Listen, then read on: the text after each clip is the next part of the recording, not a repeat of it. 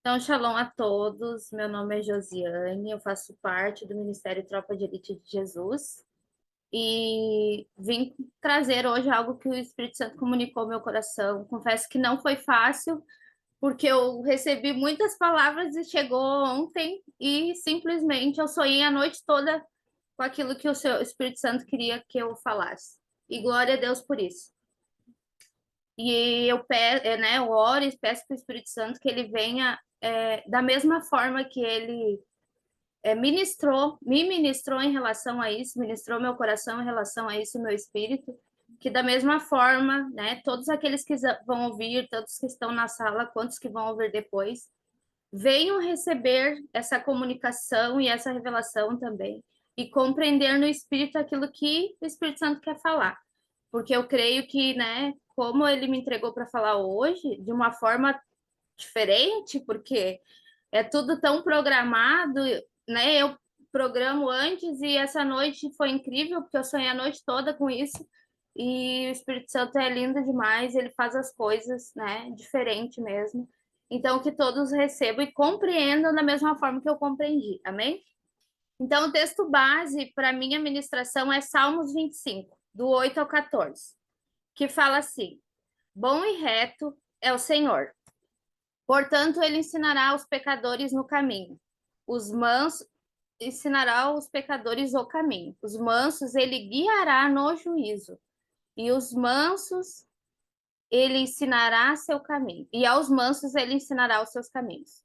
Todos os caminhos do Senhor são misericórdia e verdade para os que guardam seu pacto e seus testemunhos. Por causa do teu nome, ó Senhor, perdoa a minha iniquidade, porque ela é grande. Que homem é aquele que teme ao Senhor? A ele ensinará no caminho que escolher. Sua alma habitará no sossego e sua semente herdará a terra. Os segredos do Senhor está com aqueles que o temem, e ele os mostrará seu pacto. Glória a Deus. Então, Salmos 25, do 8 ao 14, fala que fala a forma que o Senhor mostra o caminho, fala que o Senhor mostra os caminhos aos pecadores, que somos nós, né? Todos nós somos pecadores e pela graça de Deus, pelo favor do Senhor nas nossas vidas, somos remidos pelo sangue do Cordeiro, né? Mas não deixamos de ser pecadores, mas somos perdoados.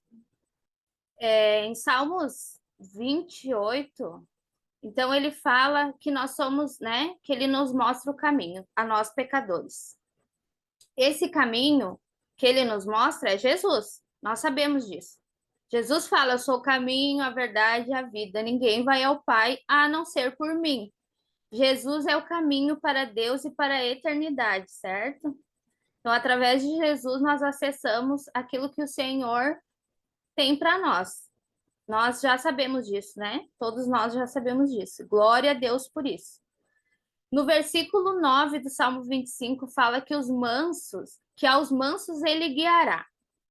Manso significa ser humilde, gentil, submisso a Deus, paciente e tolerante.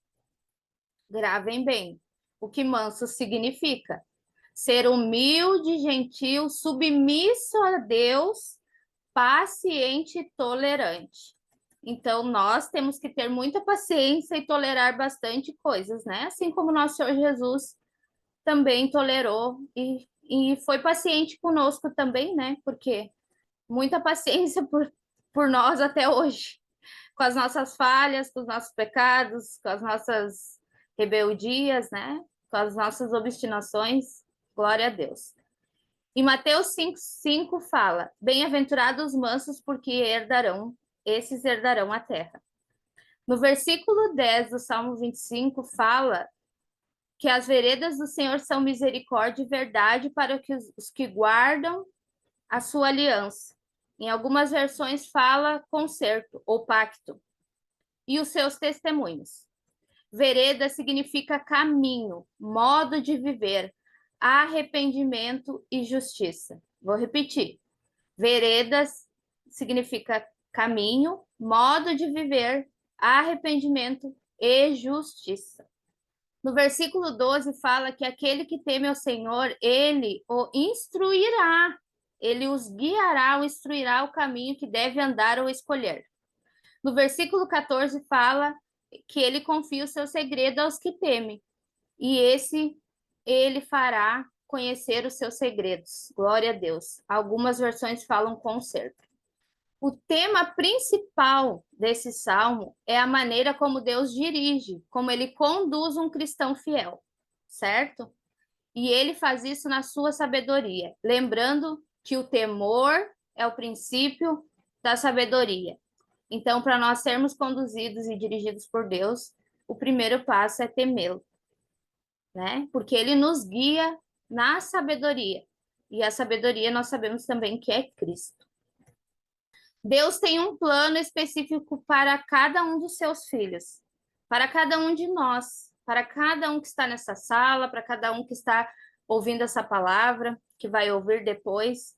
Ele vai nos revelando esses planos conforme caminhamos, conforme nós avançamos na nossa fé. Ele nos guia através da palavra, das escrituras.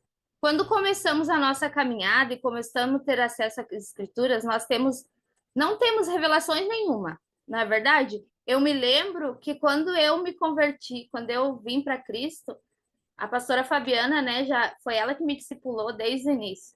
E ela falava: lê a palavra. Mesmo que tu não entenda, leia a palavra. E na época eu trabalhava, eu me lembro que eu ia para o trabalho, lendo no celular, voltava lendo, não entendia nada, mas eu ia e voltava lendo as palavras. E aquilo ali foi me libertando. Glória a Deus por isso, porque a palavra liberta. E depois, né, o Senhor começa a desvendar os nossos olhos, e isso é tão lindo a forma que ele vai fazendo, porque começa, né, de uma forma tão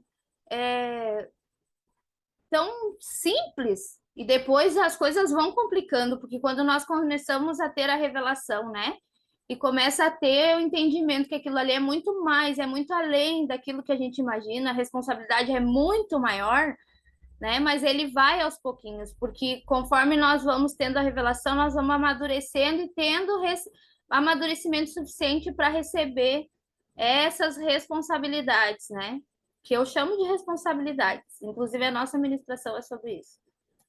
Quando nós não começamos a ter acesso às escrituras, então nós não temos tanta revelação assim, né? Mas nós começamos a compreender quem é Cristo, teve a revelação quem é Ele, o que Ele fez por nós, né? Porque as pessoas muitas vezes elas creem em Cristo, mas elas não têm a ideia do que Ele fez.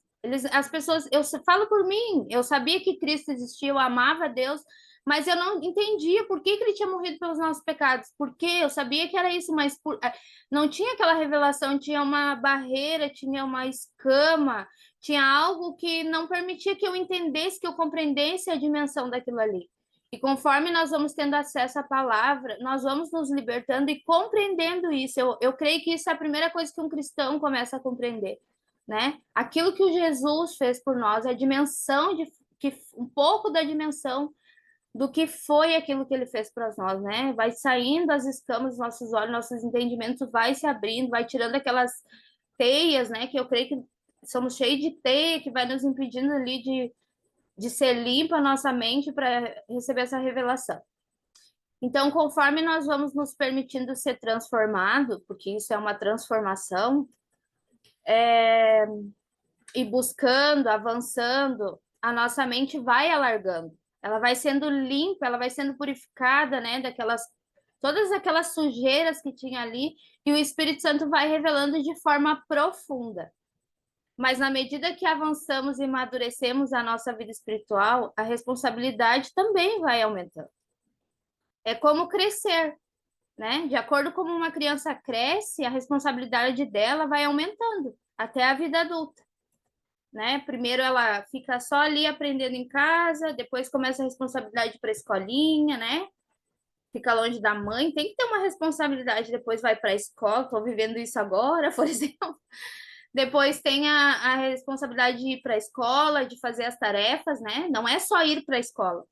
O ir para a escola tem as tarefas, né? Tem que ter a responsabilidade de fazer as tarefas, de fazer a prova, de cumprir aquele horário. E assim, né, assim vai aumentando as responsabilidades até a vida adulta.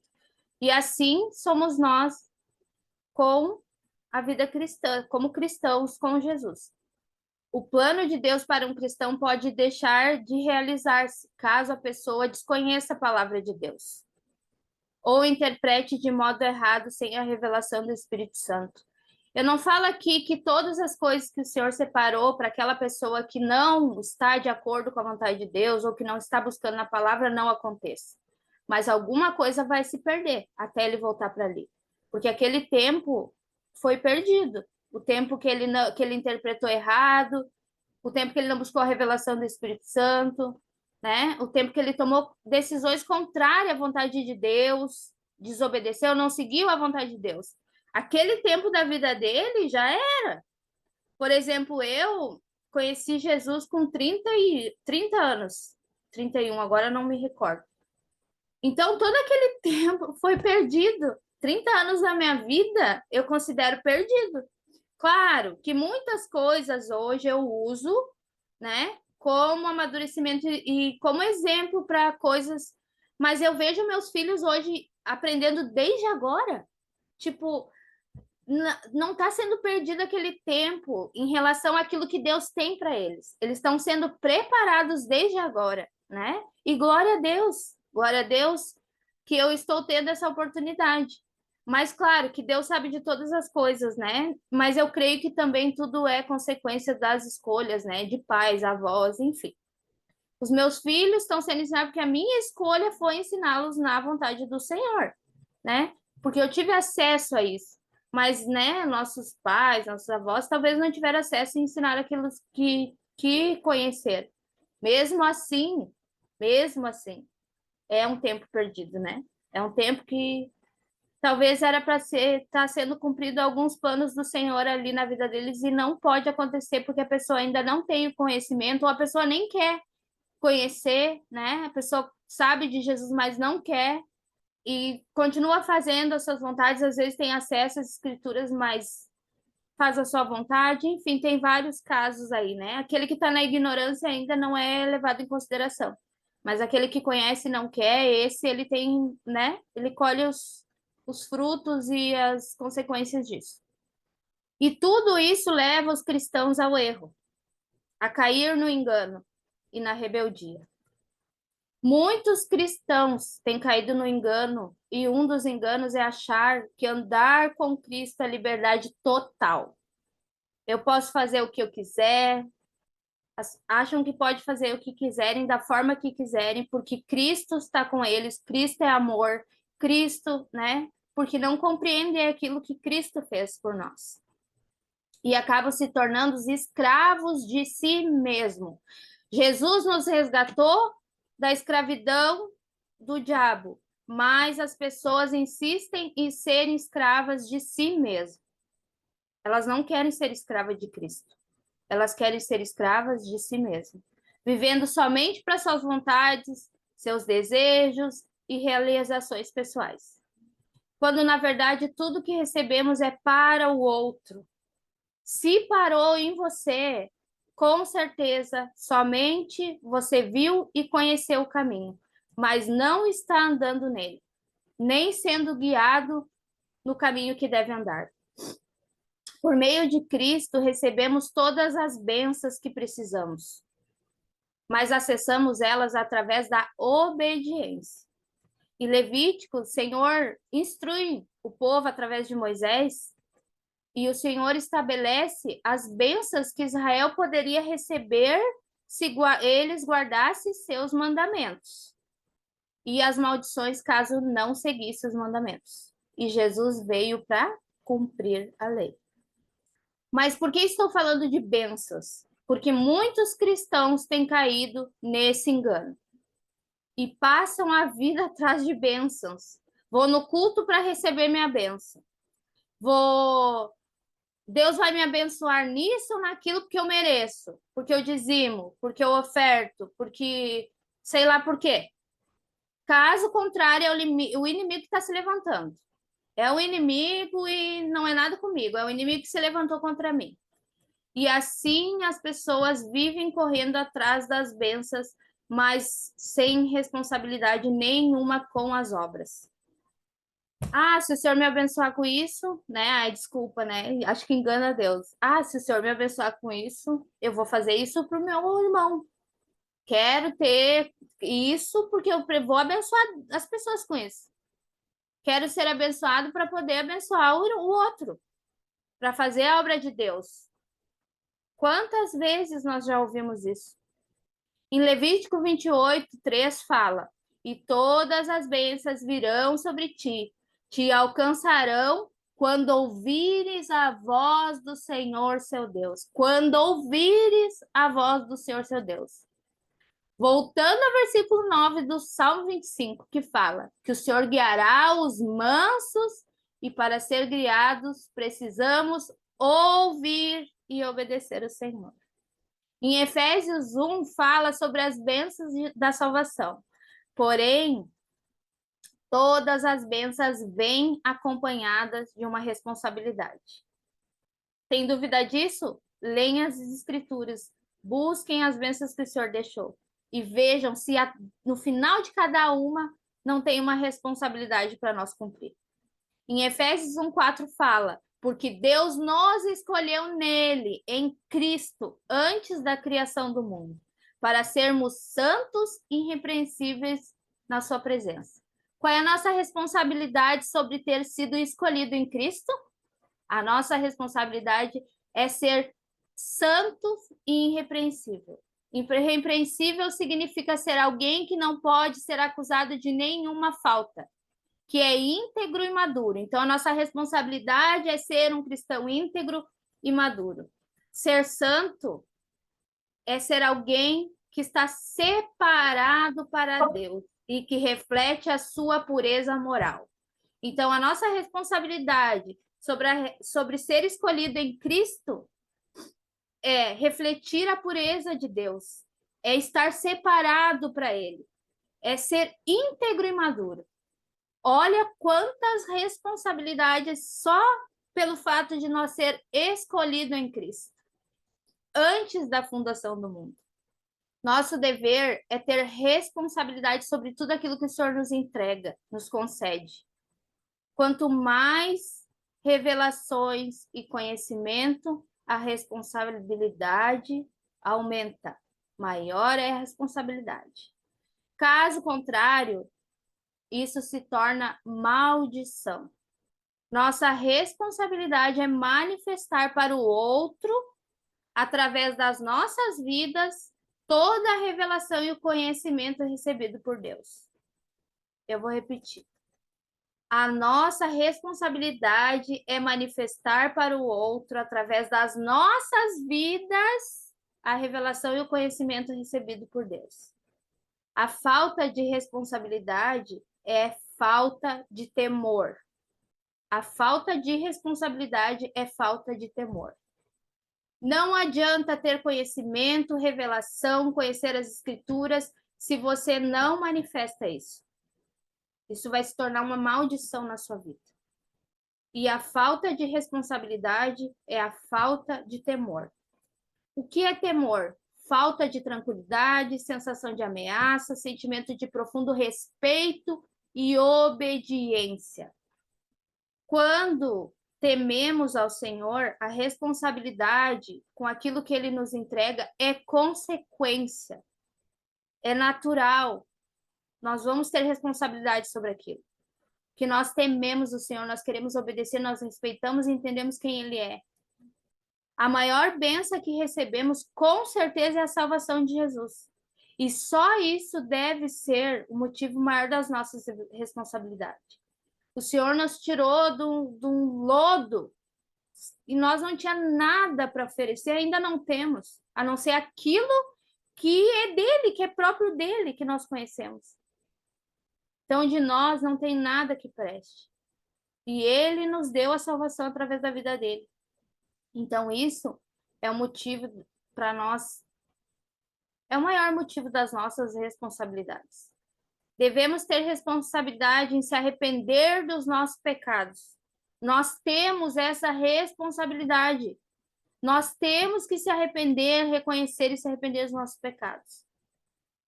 pastor até comentou essa semana comigo sobre nós pecarmos.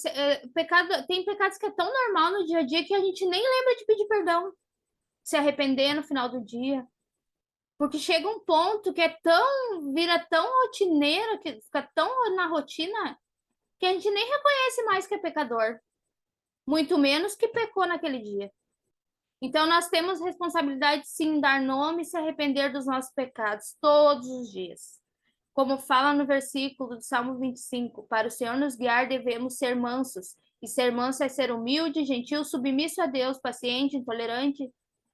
Temos a responsabilidade de ser manso para ser guiados por Deus.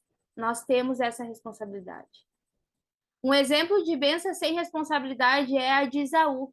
Em Hebreus 12, fala, do 15 ao 17, fala, temos uma...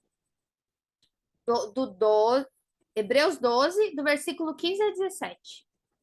Fala assim, cuidem que ninguém se exclua da graça de Deus, que nenhuma raiz de amargura brota que nenhuma raiz de amargura brota e causa perturbação, contaminando muitos, que não haja nenhum imoral ou profano, como Esaú, que por uma única refeição vendeu os seus direitos de herança como filho mais velho.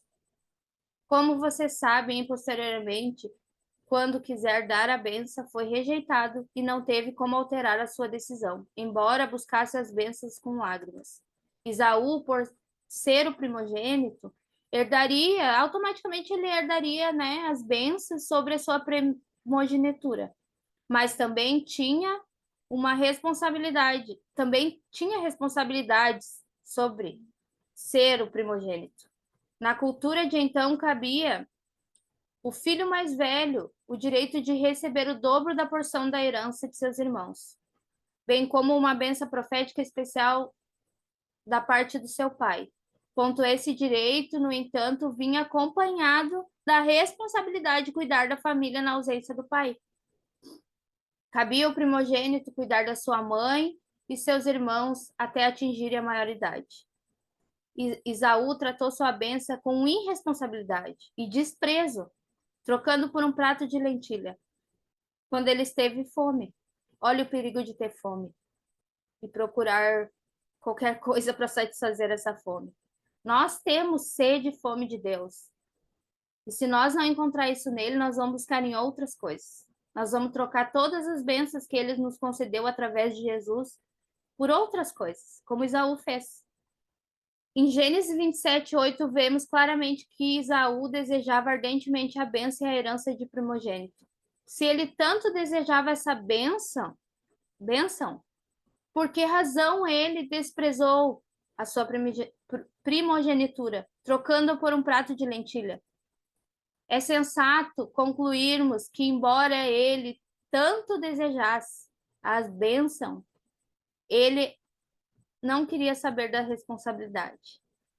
Há um alerta para nós, pois em nossos dias, uma grande semelhança com esse comportamento temos, né? Nós, como cristãos, muitos cristãos têm semelhança com esse comportamento. Desejam as bênçãos, mas não querem assumir a responsabilidade.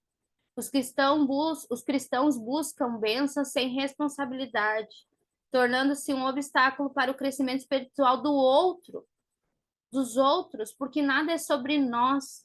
Até o nosso amadurecimento é para o outro, porque através disso nós vamos cumprir com aquilo que o Senhor quer, até que ele venha. É preciso avaliar a nossa conduta em questão de responsabilidades. Se desejamos as bênçãos de Deus, precisamos também assumir a nossa responsabilidade como filhos maduros. Hoje, o que mais nós vemos é pessoas querendo as bênçãos, querendo Jesus, mas, ao mesmo tempo, rejeitando Jesus, porque não querem ter a responsabilidade com as obras, responsabilidade com aquilo que ele já concluiu. E eu sinto muito, muito por aqueles que não querem Porque às vezes a gente quer e não consegue, mas a gente quer, nós queremos, né? E Deus conhece o nosso coração, Ele sabe disso. E Ele também nos ajuda e nos entende. Agora, quando nós não queremos, Ele também sabe, porque Ele conhece os desejos do nosso coração. Ele sonda os nossos corações. Ele não sonda o meu intelecto, ele não sonda o meu conhecimento, ele não sonda o meu falar bonito, ele sonda o meu coração. E muitas vezes nós nos exaltamos ou nos ficamos admirados com as pessoas que sabem muito. Eu não estou falando que é todas, mas às vezes as pessoas sabem muito aqui fora, mas aqui dentro não sabem nada. Os desejos são outros. E o Senhor, sim, concede os desejos do nosso coração. Quando o tememos, por quê? Porque quando nós o tememos, nós buscamos os desejos dele, não os nossos. Então, automaticamente, ele concede os desejos deles a nós, porque vai ser isso que vai ter no nosso coração. Se nós temê-lo, se nós entender, compreender e ter responsabilidade com aquilo que ele nos deixou. Agora eu pergunto a cada uma de vocês, cada um de vocês, vocês estão tendo a responsabilidade com as coisas do Senhor, com as bênçãos que Ele já concedeu? Você está tendo responsabilidade com a bênção dele ter te resgatado, dele ter tirado do lodo, mesmo sem você não ter nada para oferecer? Ai, mas eu faço isso. E será que isso é o que Deus quer que você faça? Porque às vezes nós queremos fazer as coisas que aos nossos olhos são importantes. Mas às vezes o mais simples aos nossos olhos é o mais importante para Deus. Então vamos refletir sobre isso e eu vou pedir para o pastor colocar o louvor para nós estar refletindo sobre isso. Amém? E depois vamos ceiar.